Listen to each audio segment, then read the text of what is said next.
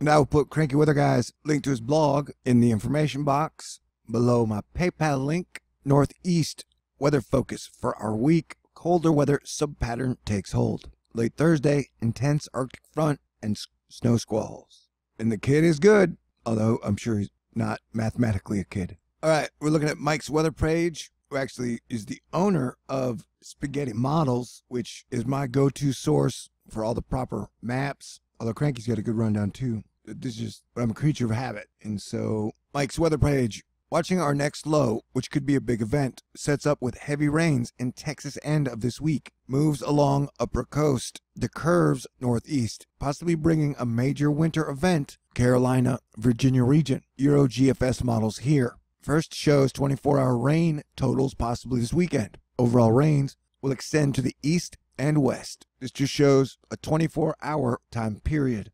Second shows accumulation possible through next Monday. Always a fine line who will get heavy snow and who will get rain as you inch east towards the warm Atlantic. Same confidence though showing as yesterday. So yeah, I'm glad I don't really get into major inch totals because apparently people freak out on the East Coast if somebody's like, you're getting 4 inches of snow, and then they get 3. Snow weenies bust out the pitchforks and flaming torches. This was totally my mood earlier.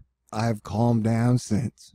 Guardians of the Galaxy, baby. This one's my favorite, the water vapor loop for the lower atmosphere. And if you notice, and this represents dryness, our dryness spot, which comes in pulses, is getting more hectic. And though we saw a signal like this for the first time I can remember in the Caribbean a few days ago, it has vanished, but there's still a whole lot of dryness in the area. And so, like I said, in the near future, between now and 3 years from now, I wouldn't be surprised if we see volcanic activity there. And we can see Europe and the UK has a shit ton of moisture headed your way. Be prepared. And then the stream that will be leading into Texas has a whole lot to pull from. So don't be surprised if the rainfall totals exceed those which are guessed. I mean, that's a lot of moisture that's pulling up, which is going to combine with a second system. I have a feeling it's going to be a pretty big rain event for Texas and the Gulf. I think Texas will get the worst of it. Look at that swirly going on down by super South America.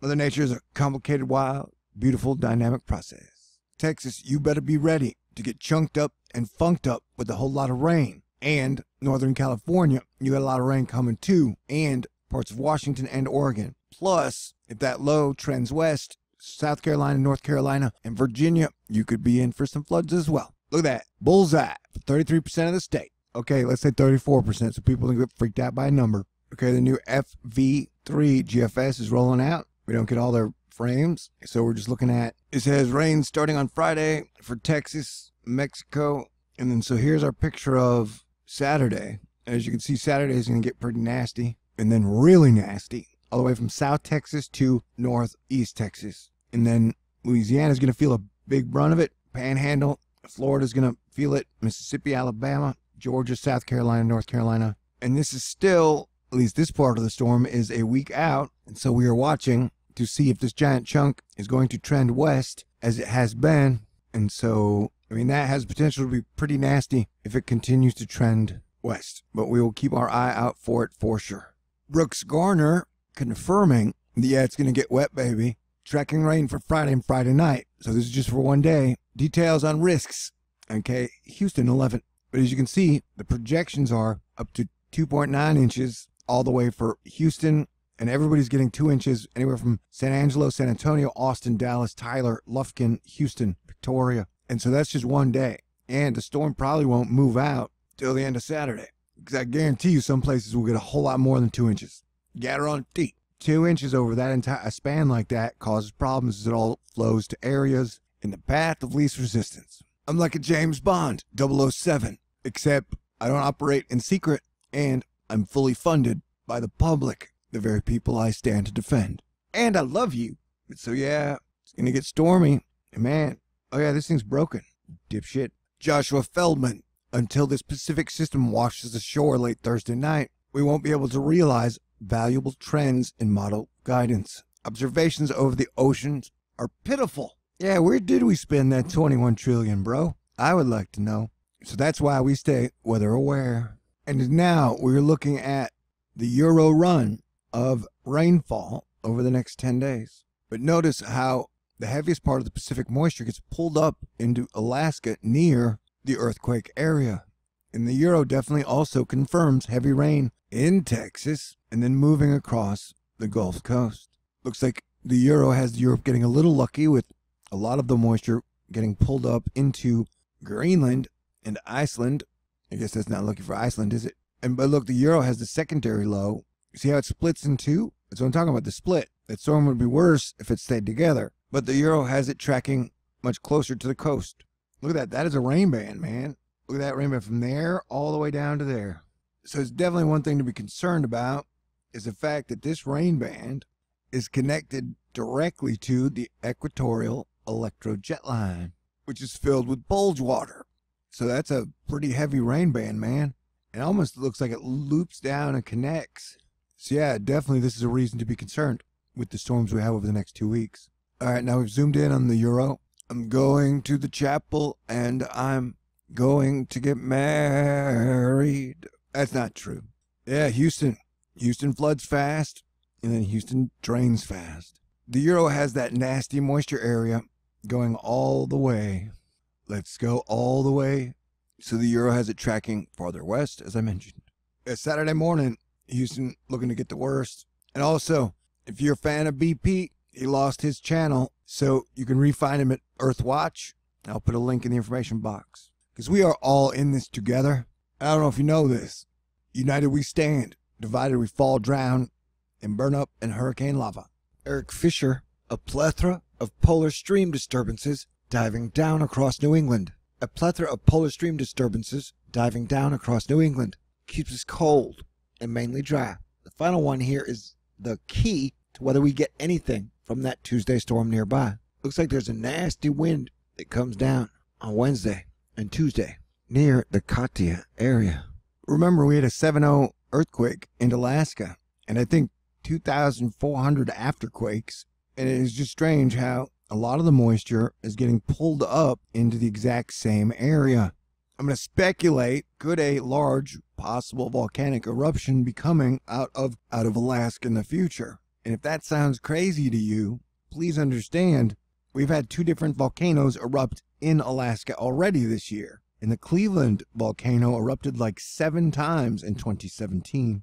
So it is not a wacky conspiracy theory. Although science, I don't know if science agrees that Mother Nature is like a human in a way, where the areas that gets too hot, she starts to sweat. And by sweat, I mean send a whole lot of rain. Yeah, it looks like the upper Northwest Pacific is going to be getting the brunt. And then portions of that moisture reappears back in the United States and Canada. Yeah, these patterns are wild, man. And notice the flying V. Where else do we see the flying V? Let's think. The coronal hole in the sun that has reoccurred 6 times in a row now. So as of Monday, the 4th, Europe is the area for immediate concern. You got 2 heavy moisture systems headed your way. Heads up, Europe, United Kingdom, these wave after wave after wave patterns are headed your way. And just like the United States has seen flooding in almost every territory, Europe shares that same distinction. So we continue to see these rain bands evolve and grow in size and shape. And one of these things is doing its own thing. One of these things is not like the others. Did I just mess that up? But if you watch at the very end, there's one chunk that breaks off and heads north. It's kind of weird. Ladies and gentlemen, how are you doing today? I am your planetary defense commander, Star-Lord New Thor 7, and I would like to thank you from the middle of my heart for all your love, support, prayers, contributions, and donations. I have been undergoing major trouble in the last 2 months. Multiple people have been trying to knock me the fuck out the game, and Thor News survives into December. And so I cannot express, though I'm going to try, my love, my thanks, my appreciation for not only allowing me to continue to make videos, bring you guys information, hopefully make you laugh, maybe teach you something, inspire, but the sheer fact that multiple people have tried so hard so hard and spent so much time and energy to defeat me and then failed again makes me so happy. Makes me so happy. So happy. I'm hugging each and every one of you on the astral plane right now.